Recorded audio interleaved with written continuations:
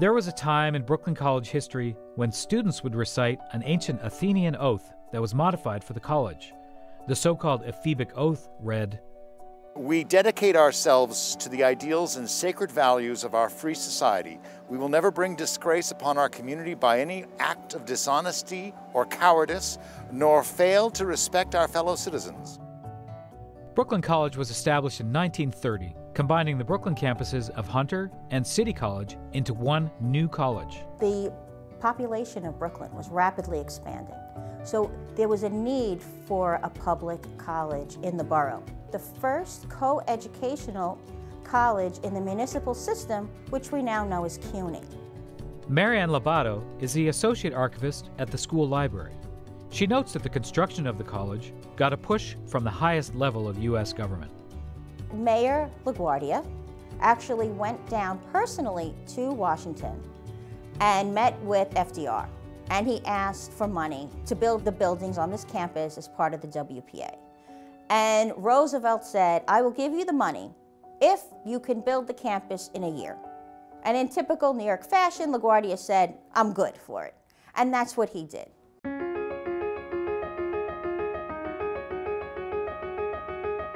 When the campus opened in 1937 in South Central Brooklyn, it became a magnet for the community surrounding it. Joe Fodor is the Associate Director of Research at the Brooklyn College Foundation. There was nothing here before Brooklyn College came.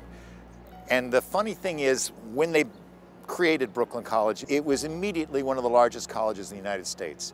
It was larger than the University of Michigan in 1935. In the 1930s, there was a coal yard right across the street from here. And it's interesting because there was a sign. The sign was in English, Italian, and Yiddish. And that was basically who we had coming. A lot of Yiddish-speaking people who had came from Eastern Europe, a lot of Italians coming from different parts of Italy, and Irish people who were here previously. The people that would be coming to Brooklyn College would be coming from the tenements and would be coming from different parts of the building because it was a transit hub. And that was partly why it was put here, because you could get, 5 cents would get you to college. A lot of non-traditional students that you still see today, especially in the evening session in the early years. You would have students that were older. Maybe they had a full-time job, they were married, children. So we see this theme throughout CUNY, that you have students that are trying to balance work, school, personal life, and how Brooklyn College helps to meet those needs. Aside from textbook and student and lab fees, the college was free, but it was not yet open admission. Very competitive to get to Brooklyn College, and it increased over the years because there were so many students and so many applications from New York City high schools.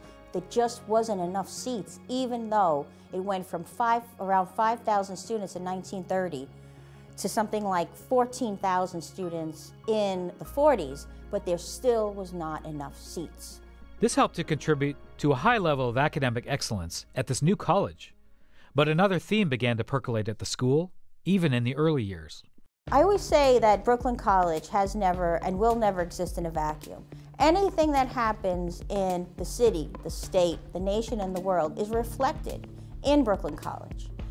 And another theme that I feel goes through Brooklyn College history is that there's this theme of activism, social activism, political activism, fights for academic freedom, fights for student rights, and fights for equality. To have students attracted to these left-leaning philosophies that promised reform of American education, reform of American economics. They talked about all the time less racism, no anti-Semitism, and you see this in their publications, in their flyers. There was a small population of African American students in those early years, but they made their voice known, according to Lobato. During World War II, African American students pushing for an end to segregation in the armed forces. And the student body was behind them. You have African American students talking about how horrible it was that the Red Cross segregated blood donations, and the student body was behind them. You have, during World War II, the African American students calling for African American faculty to be hired, And the whole student body was behind that. Moving ahead to the 1960s, students began to decry the lack of certain demographics at the CUNY schools, which led to a huge change in admissions policy. CUNY slowly moved towards diversifying its student body, but it didn't move fast enough. And that's why students took over.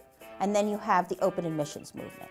You have takeover of City College, you have takeover of Brooklyn College, and they present these demands where they demand, more African American and Puerto Rican students. They demand African American and Puerto Rican studies departments, hiring of minority faculty. And this leads to open admissions where you have anyone who graduated from a New York City high school is automatically enrolled in a CUNY school they want to go.